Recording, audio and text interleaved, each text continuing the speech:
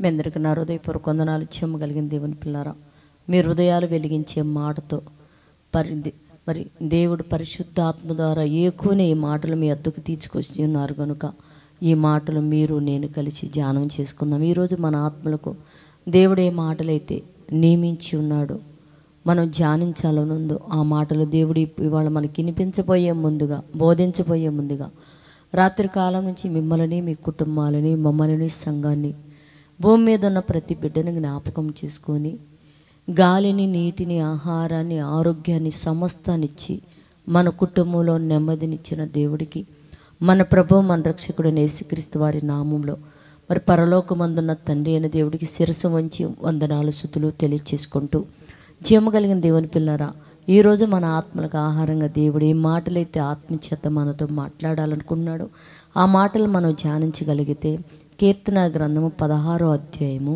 9వ వచనంలో ఒక మాట రాయబడింది. దేవుని పిల్లలు చూద్దాము. ఆయన నా కుడిపాశమున ఉన్నాడు గనుక కదల్చబడను, అందువలన నా హృదయం సంతోషించుచున్నది, నా ఆత్మ హర్షించుచున్నది అన్నాడు. ఇక్కడ చెప్తున్నాడు. మరి ఈ మహానుభావుడు దావీదు గారు ఏమి మాట్లాడుతున్నాడంటే, దేవుడు నా కుడి పాచానున్నాడు అంటే ఎంత ఒక ధైర్యం దేవుని పిల్లలారా.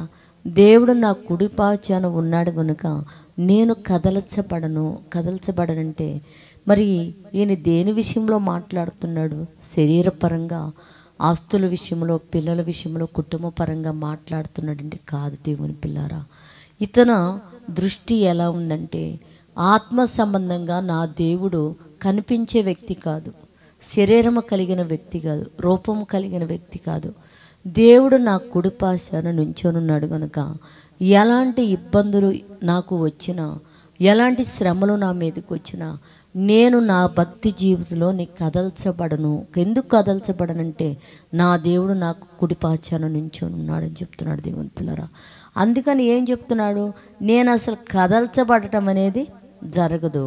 అందువలన నా హృదయం సంతోషం అంటే నాకు ఎప్పటికీ సంతోషము, ఈ సంతోషం నా దగ్గర నుంచి ఎవ్వరు తీయలేరు. నా ఆత్మ హర్షించుచున్నది.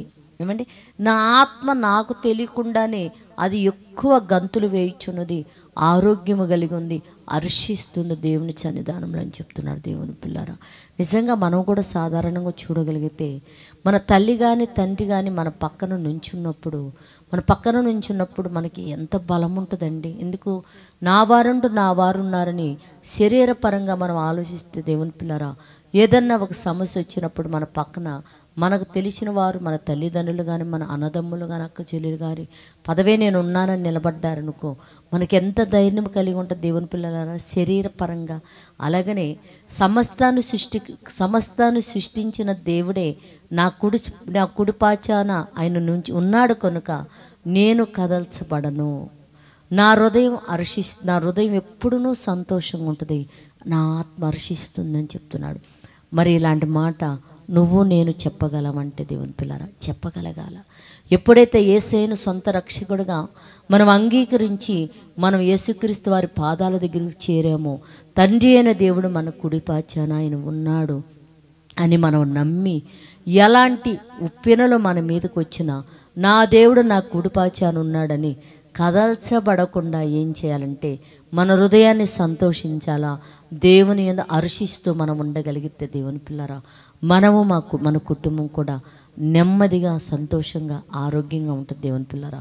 దేవుడు నా కుడిపాశ ఉన్నాడని నమ్మక, క్రీస్తు దగ్గరికి రాక, ఆయనని విశ్వసించకుండా ఎంతోమంది భయంకరమైన ప్రమాదంలో, ఇరుకులో, ఇబ్బందుల్లో ఉండి రక్షించే నాదులు లేక బాధపడుతుంటారు. అట్టి బిడ్డలందరూ కూడా యేసుక్రీస్తు వారిని సొంత రక్షకుడిగా అంగీకరించి ఆయన దగ్గరికి వచ్చి దేవుడు నా కుడిపాశాన ఉన్నాడు, నీ కదల్చబడనని ఒక ధైర్యముతో, ఒక సంతోషముతో వాళ్ళ ఆత్మలు కూడా హర్షించినట్లు భూమి మీద ఉన్న ప్రతి బిడ్డ ఉండినట్లు ప్రార్థన చేద్దాం. పరిశుద్ధుడా, జీవగలిగిన మా పరలోకపు తండ్రి, నాయనా నీ కృప కలిగిన నామానికి వందనాలు తండ్రి. దేవుడనే వాడు తెలియక లేకనైనా తిరుగుతున్న మాకు తండ్రి, నీ కుమారుడు మా రక్షకుడైన యేసుక్రీస్తును కలువరిలో బలిచ్చావు తండ్రి. ఆయన యందు విశ్వాసం ఉంచి ఆయన పాదాల దగ్గరికి మేము చేరిన ఎడల మా కుడిపాశానను ఉన్నావు నాయనా. ఇదిగో తండ్రి, నువ్వేమి ఏమాత్రం కూడా కదల్చబడము తండ్రి. మా హృదయమునైనా నెమ్మదిగా ఉండినట్లు, హర్షించినట్లు తండ్రి, అట్టి భాగ్యం భూమి మీద ఉన్న ప్రతి బిడ్డకి మీరు అనుగ్రహించమని అడుగుతూ తండ్రి నైనా, ఎవరైతే కుటుంబంలో నెమ్మది లేక భయంకరమైన నా తండ్రి నైనా క్యాన్సర్ వ్యాధులతో బాధపడుతున్నారు, అట్టి బిడ్డలు మీరు దర్శించండి నైనా. వాటి కుడిపాచాన మీరు నిలబడి నా తండ్రి నైనా, ఇదిగో తండ్రి అట్టి బిడ్డలకు సంపూర్ణమైన ఆరోగ్యం నెమ్మదిని దయచేసి జీవంలో ప్రవేశించినట్లు కృప చూపి సహాయం చేయమని మా రక్షకుడు నీ కుమారుడైన యేసుక్రీస్తు వారి నామములో ప్రార్థన అడుగుతున్నాము తండ్రి. ఆమేన్. మీ అందరికీ నా హృదయపూర్వక వందనములు, ధన్యవాదాలు.